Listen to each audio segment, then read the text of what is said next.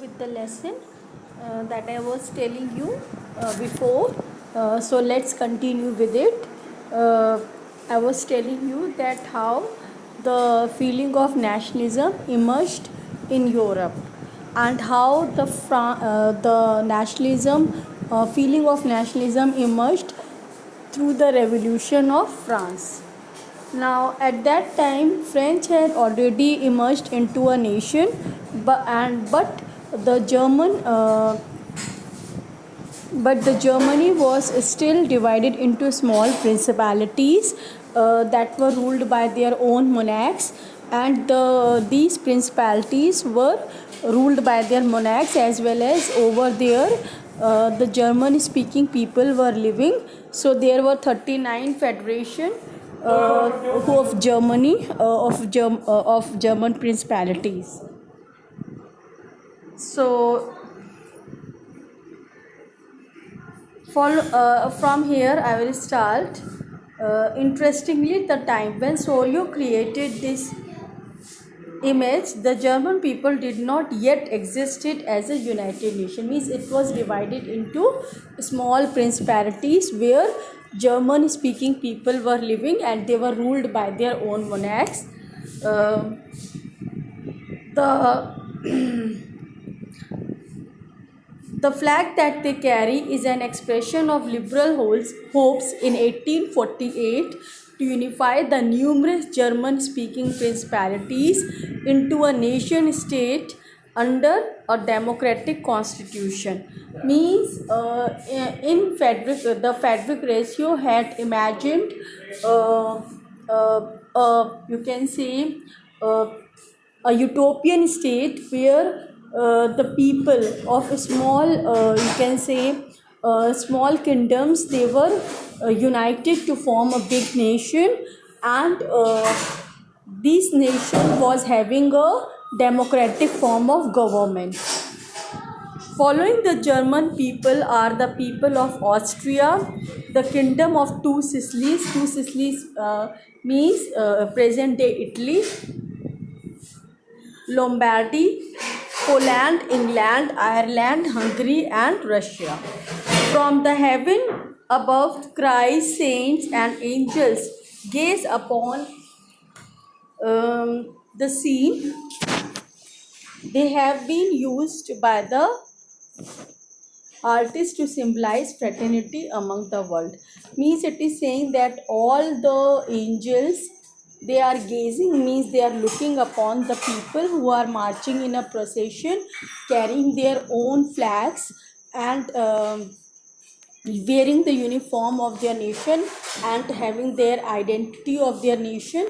So when these angels who are looking upon these people, they are also giving their blessings, which symbolizes that all these nations, they are they are having the feeling of brotherhood, because they are walking in the same procession. This chapter will deal with many of the issues visualized by Sorio. Visualized means Sorio has a vision. Vision means he has a dreamt of. मतलब उसका एक दृष्टिकोण था. Sorio ने एक अपना दृष्टिकोण बनाया था, एक विज़न बनाया था, और उसने एक विजुलाइज किया था. मतलब उसने उस चीज़ को समझा था, उस चीज़ को जानने की कोशिश की थी कि मीन्स इस तरह से वो चीज़ होगी. Means the one day the all these small kingdoms who are ruled by their own monarchs, they will change into nation. They will unite together to form a nation, and all these nations will be governed by the democratic form of government, not by the monarchical rule. The end result of these changes was the empire of the end result of these changes was the emergence of the nation state in place of the multinational dynastic empires of Europe. Multinational means these small principalities or these small kingdoms were ruled by their own monarchs, who were having their own culture, distinct from others, and they were having their heritage. The monarchical rule is also known as hereditary rule or the succession rule, and they have their own dynasties. Dynasties here means वंशवाद, जिसको हम राजवंश भी कहते हैं. So what Soryo has dreamt of, he has dreamt of that there will be an end of the dynastic rule and establishment of nation states which were ruled by their own people, that is formation of the democratic form of government. The concept and practices of a modern state in which a centralized power exercised sovereign control over a clearly defined territory had been developing over a long period of time in Europe. But a nation state was one in which the majority of its citizens and not only its rulers came to develop a sense of common identity and shared history or descent. So it is saying that already a modern state has coming into the at that time modern state has already emerged. A modern state is that in which there is a centralized power. Centralized power means all the powers are concentrated with the central government. Central government can either be a monarchical or a democratic form of government. Usually it can be monarchical, where the kings have all the powers. He is autocrat, and a uniform system of laws are implemented all over the country, and the country have defined boundaries.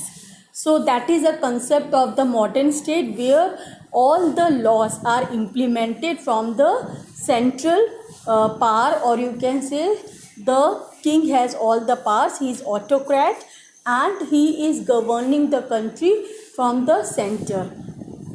But this concept of, you can say, nation state has emerged gradually, in which not only the monarchs, they are having love for their country, but even the people, they are binded together with the common identity, and they are sharing the common culture, belief, and they are ready to sacrifice their life for the love of their nation.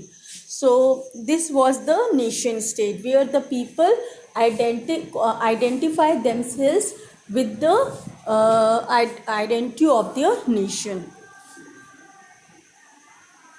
So a nation state was one in which the majority of its citizens and not only its rulers came to develop a sense of common identity and shared history. Shared history means they have the same historical background, a glorious history behind them, or descent means they are coming from the same, you can say, descent means from the same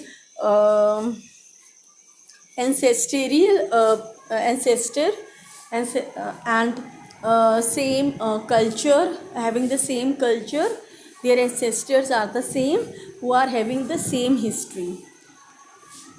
The common race did not exist from time immemorial. It was forged through struggles. Means the commonness they are having, the people of that nation which are having the common identity, is through their glorious past, their historical past, which has given them this identity that they belong to this nation because of their ancestors who have sacrificed their life for the formation of this nation and for making the people live in a safe nation. This chapter will look at the diverse process through which nation states and nationalism came into being in 19th century Europe. Now, what is the new words over here? Plebiscite, a direct vote by which all the people of the region are asked to accept or reject a proposal. Means it's a plebiscite is a direct voting in which suppose any policies the government has to make for the welfare of the people, then the government asks the people whether you like the policy or you are against this policy. So a voting is done from the people to know whether this policy has to be made as a law for the country or not. So a direct voting is done, or in this way you can say the government invites the people participation in the decision making process. Okay, so here is an script source A. It's written by Ernest Renan. What is a nation? मतलब राष्ट्र क्या है? तो उन्होंने राष्ट्र की परिभाषा दी है इसमें. In a lecture delivered at the University of Sorbonne in 1882, the French philosopher Ernest Renan, he was a philosopher. philosophers कौन होते हैं? जो सिद्धांत मतलब किसी दर्शन, तो दर्शन यानी कि सिद्धांत को बनाने की कोशिश करते हैं, एक तरह का दर्शन बताते हैं. They are known as philosophers and they are very learned man. They are very you can say they are having a scholarly attitude, and they try to means they try to visualize the things, and then they try to come to any conclusion. So in a lecture delivered at the University of Sorbonne in 1882, the French philosopher Ernest Renan 1823 to 1992 outlined his understanding of what makes a nation. Nation का निर्माण किस तरह से होता है, यानी राष्ट्र का निर्माण किस तरह से होता है. The lecture was subsequently published as a famous essay entitled Quest Quan Nation. What is a nation? In this essay, Renan criticizes the nation.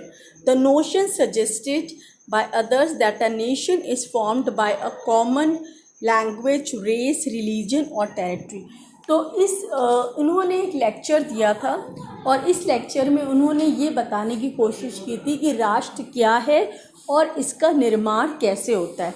इसमें उन्होंने इस चीज़ की भी आलोचना करी थी कि जो लोग ये कहते हैं कि राष्ट्र का निर्माण केवल एक जैसे लोगों से होता है, जिनका एक जैसा धर्म है, जो एक जैसी भाषा बोलते हैं, जिनका कल्चर भी एक जैसा है, और जो एक ही रेस को बिलोंग करते हैं, और एक टेरिटरी यानी एक पर्टिकुलर जगह से संबंधित रखते हैं. तो इस चीज़ को उन्होंने गलत ठहराया था, और उन्होंने कहा था this is not a nation.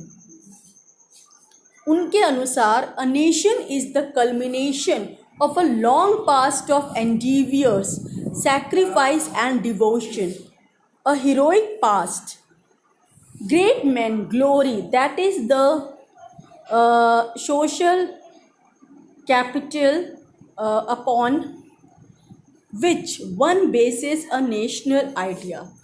उनके अनुसार राष्ट्र जो है कल्मिनेशन है. कल्मिनेशन मतलब जोड़ है, किसी भी चीज़ का कई सारे घटनाओं का जोड़ है, और ये घटना ये इंसिडेंट्स उससे संबंधित रखती हैं जिसमें कि लोगों ने अपने देश के लिए कुर्बानियाँ दी हैं. Means they have sacrifice their life for the cause of their country. The heroic sacrifices that the people have made for their country, for their people. So according to him, a nation is a culmination of a long past, और उसके लिए कई सदियों का समय लगा है.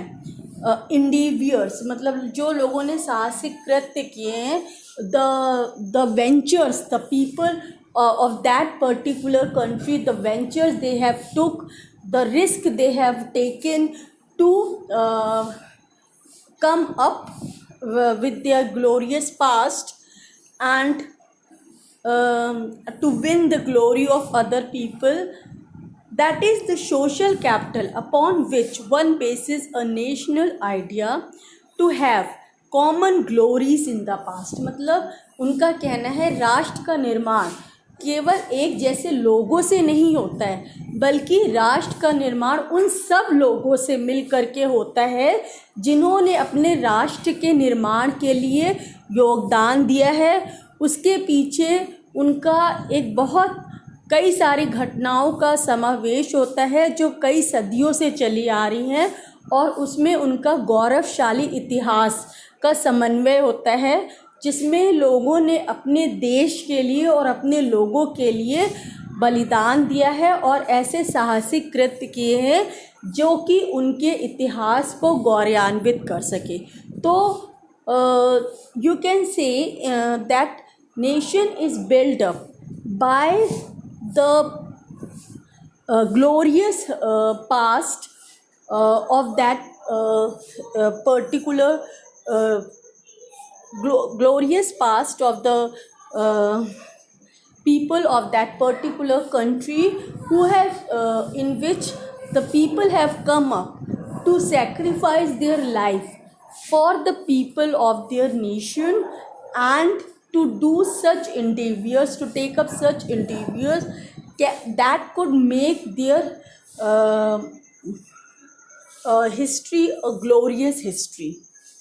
So this is a nation. Okay.